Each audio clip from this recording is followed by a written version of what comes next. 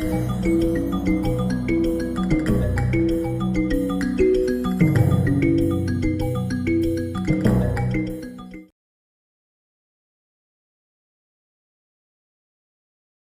time, I was flying from Moscow, Russia, to Kiev, Ukraine.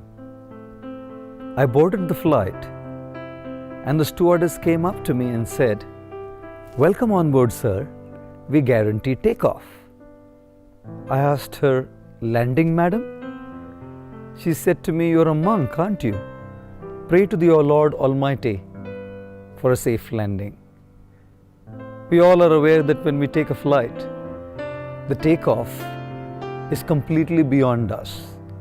We can do nothing about the takeoff. It's completely in the hands of the pilot. And when it comes to landing, even the landing is completely beyond our control. It's in the hands of the pilot. Many times when I fly, and there is a very smooth landing where we don't even come to know that the plane has landed, people give an ovation, a loud round of applause. I have not been an exception either. Of course, the only thing is we don't give a standing ovation because the seatbelt sign is still on.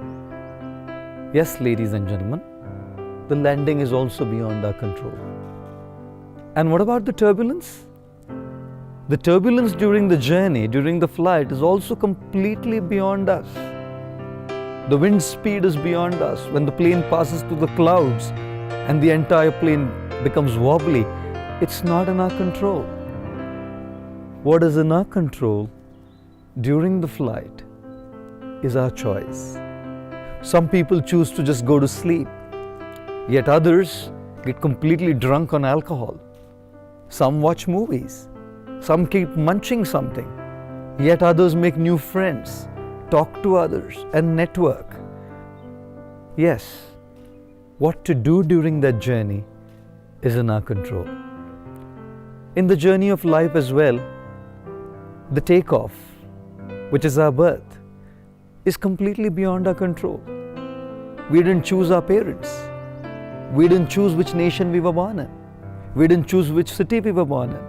We didn't choose our socio-economic class we were born in. We didn't choose our looks. We didn't choose the religion we were born in. Our takeoff of the journey of life was completely beyond us.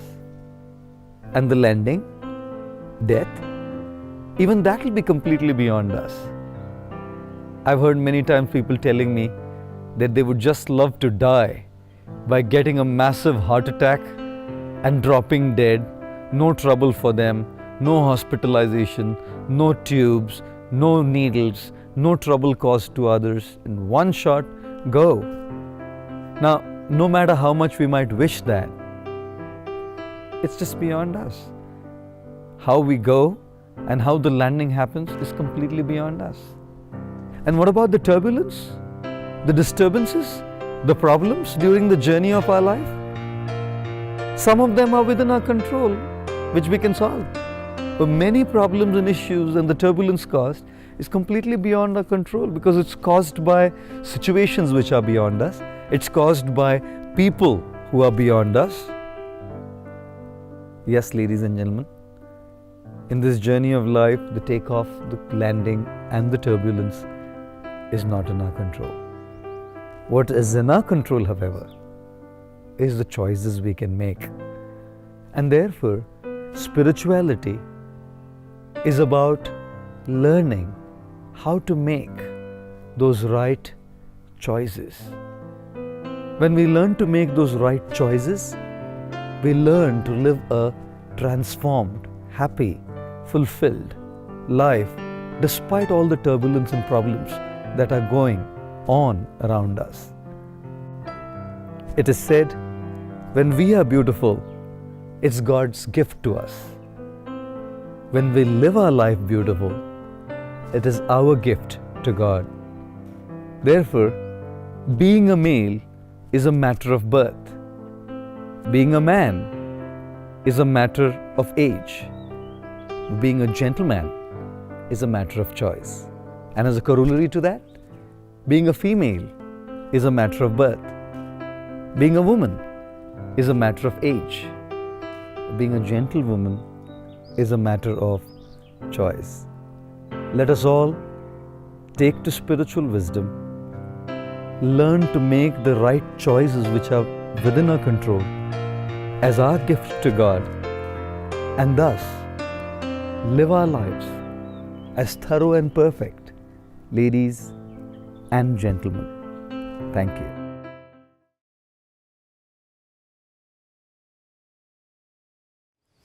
Isn't it fantastic that if there's no purpose, you have nothing to fulfill, you can just live? No, but you want a purpose. And not a simple purpose, you want a God-given purpose. It's very dangerous. People who think they have a God-given purpose are doing the cruelest things on the planet. Yes or no? They are doing the most horrible things, and they've always been doing the most horrible things. Because when you have a God-given purpose, life here becomes less important than your purpose. No, life is important. Life is important. When I say life, I am not talking about your family, your work, what you do not do, your party. I'm not talking about that as life. This is life, isn't it? Life is within you or around you. The ambience of life, you're mistaking the ambience of life for life. Your home, your family, your workspace, your party, this is all ambience of life. This is not life, isn't it? Yes or no? You're mistaking the ambience for the real thing. No. Life is important because it's the only thing you know. You don't know anything else. Do you know something else? Rest is all imagined stuff, isn't it? The only thing is that this is beating and alive, and that's all there is. So is this important? It is of paramount importance. Not you as a person, that's not important. But you as a piece of life, it's very important. Because that is the basis of everything. When I say that is the basis of everything, the universe exists for you only because you are, isn't it? Yes or no? The world exists for you only because you are, otherwise it wouldn't exist in your experience. So, in every way, this is important. So what is the purpose for this?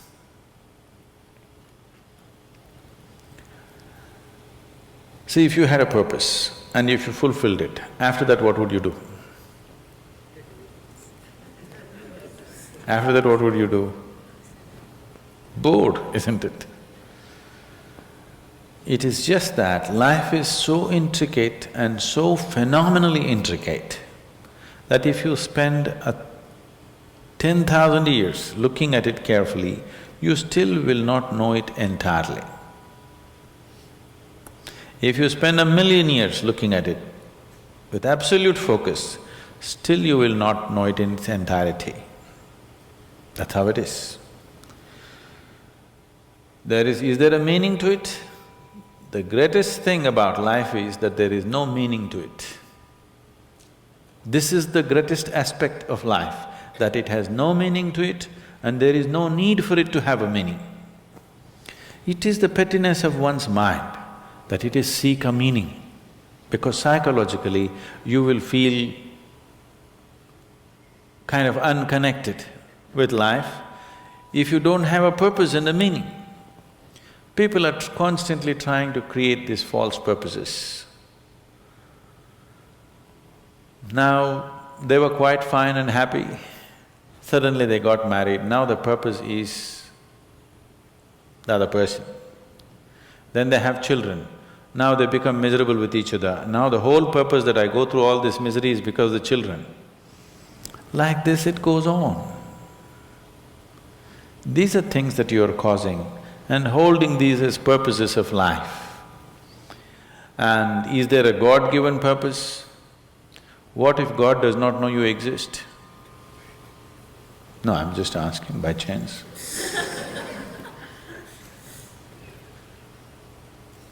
I'm saying in this huge cosmos, for which God is supposed to be the creator and the manager of this 100 billion galaxies, in that this tiny little planet and you, suppose he doesn't know that you exist, what to do? Possible or no? I'm sorry, I'm saying such sacrilegious things, but is it possible or no? What if he doesn't know that you exist? What if he doesn't have a plan for you? Suppose he doesn't have a plan for you, an individual plan for you. Don't look for such things. The thing is, the creation is made in such a way that creation and creator cannot be separated. Here you are a piece of creation, at the same time the source of creation is throbbing within you. If you pay little attention to this process of life, you would not need any purpose, it'll keep you engaged for 1,000,000 years if you want. There is so much happening. So much means so much unbelievable things are happening right here. If you pay enough attention, 1,000,000 years of existence, it'll keep you busy or more. Right now, the need for purpose has come because you're trapped in your psychological structure, not in your life process. Psychologically, your psychological structure functions from the limited data that it has gathered. Within that, it rolls. And right now, your thought and emotion has become far more important than your life, isn't it so? Isn't it so? So because of this, you're seeking a purpose as an escape from the trap that you have set for yourself. It is a trap set by you. You can easily come out of it. If the trap was set for you by somebody else, difficult to come out because they'll set the trap in such a way that you cannot come out, isn't it? I'm talking about life, not marriage, that's what I'm…